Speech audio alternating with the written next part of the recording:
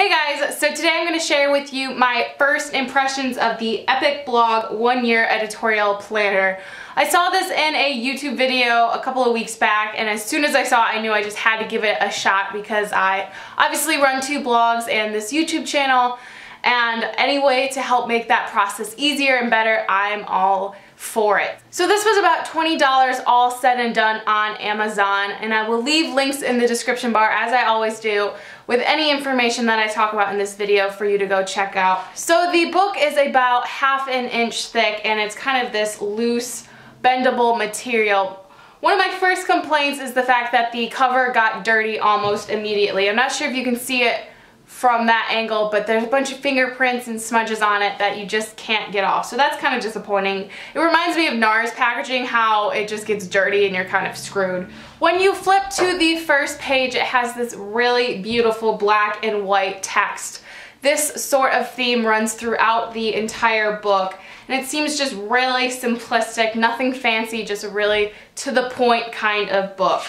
The front page is a table of contents and a little description about the editorial planner, and then it goes into how to use the editorial planner, basically the process, how it breaks down, the sections and everything. The first major section of the planner helps you kind of define your blog and define your brand as a whole. It asks you vision statements, mission statements, what you want to do with your blog, what are your objectives, what would your social media strategy be, and it really helps you figure out exactly what you should be focusing on with your blog besides just writing blog posts. Then it goes into figuring out what your ideal reader is like, who they are, what they prefer. And then it goes into what your blog's post process and style is. This section I'm not a big fan of. If you were starting out and you were a new blogger and you didn't really know what kind of style you wanted to have, this would be a really good section for you. But because I've been blogging for almost 2 years, I feel like I figured out my style, and this section's kind of just pointless. It goes through like what you want to have as blog post categories, and any ideas you want to have, as well as what you want your images and your blog to look like. So this is really helpful if you have no blog and you're trying to figure out exactly how you want to set up your layout, what you want it to look like, what kind of color schemes. But if you are a kind of advanced blogger, it's not a really good important section for you. This goes into explaining how to use the monthly themed pages. This is another section that I'm not crazy about, because I don't really do my months based on themes. I could, and I think this section will help me give it a shot, but I never really consider like March being all about fashion. I just do whatever I see fit and whatever I feel comfortable doing at the time. But if you like to do things based on themes and content ideas per month, this would be a really great layout for you. And then it goes into the bulk of the planner, which is definitely why I purchased this in the first place. So it has blank month themes that don't have any dates or any like numbered days on it. So this planner can start any time during the year. It goes for an entire year, but like me, if you want to start in March, you can, and you're not wasting any pages. So this is a place where I think I will be writing each blog post and any notes I have for the month, like giveaways or things I have to do. And then this next section is where you can write what your blog posts are, if you need any images or supplies or information, or how you want to set up the photos you're going to take and what date or order you're going to be posting these in. This email list content box was definitely really interesting to me because I'm starting to do my own email list and trying to create something through using email and creating like I don't know really how to explain it since it is so new for me and I'm still trying to figure it out, but this box is really good because each month I can write maybe what newsletters I want to send out or what extra content that I want to provide in the emails. Product ideas is where you can write like wish lists, things you need to get for certain posts, and any kind of information that you want to put regarding what products you're talking about. Collaborations or sponsored content is a really good place if you do these sorts of posts, because then you'll remember who you've been talking to, what needs to go up during the month, and all of that important information like their Twitter handles, or anything you need to know.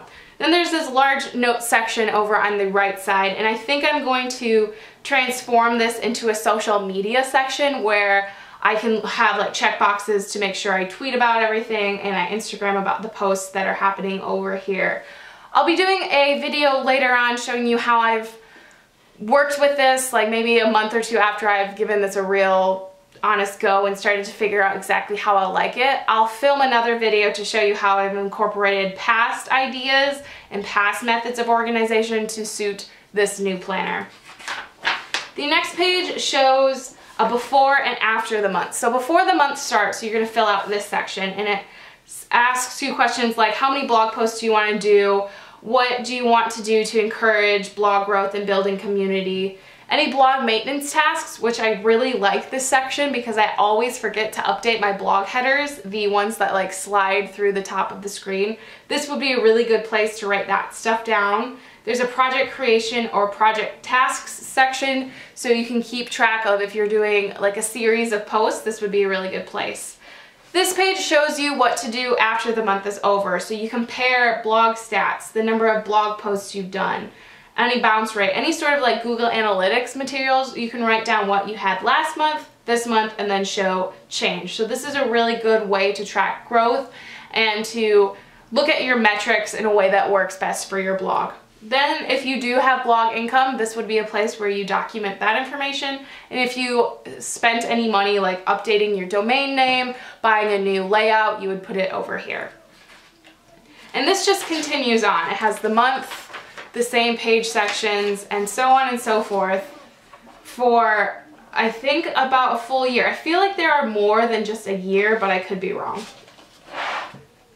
And then it goes into these list pages, and each one has a different heading. So this one has blog theme and series ideas. So if you have any like monthly series you want to do or any sort of posts that continue on over the months, this would be a good place to write those ideas. And there's also another page over here. Then it has blog product and opt-in ideas and blog collaborations or sponsored post ideas. So if you are a blogger that does a lot of sponsored posts or collaborations, these are great pages. One of the biggest problems I have with doing sponsored posts or product like reviews from businesses is remembering who I talk to, so I know who I can email again after the post is live to let them know. So this would be a really good place to keep all of those notes. The next page is just general blog post ideas. I like to keep these at the back of my current system, so I'm really excited to be able to transfer them over here, and there seems to be a lot of space, which is one of my biggest problems. I love having tons of space to write any sort of ideas down, and there's about 4, 5, 6 pages for that. Finally, the last section has this year blog accomplishments, which is really cool because you can use it to track everything that's been really influential and important to you. So maybe in February you had your 1000th visitor, and that's a really cool milestone that you should definitely want to mark for future reference and just like a nostalgic sake.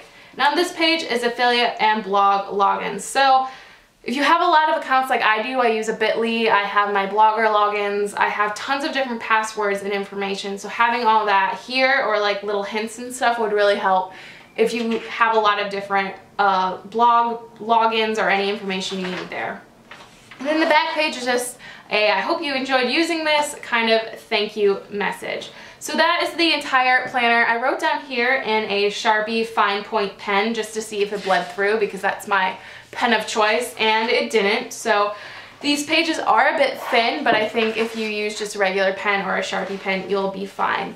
Overall, I'm really excited about giving this a go. There are a few things that don't necessarily fit me and my blog personally, but as a general blogging planner or for someone who's new, this is a great tool to help you really figure out what you want to do with your blog and give you a little bit more guidance and direction when planning posts. As I said earlier, I'm definitely going to do a follow-up video to show you how I've been using it, what I really like or dislike about it after a couple months of use. So definitely stay tuned for that, and if you have any questions in the meantime, just leave them in the comments below. As always, if you have any suggestions for planner related videos, I definitely want to hear them, so pop those in the comment section below. As always, thank you guys so much for watching, and I will see you in my next video. Bye!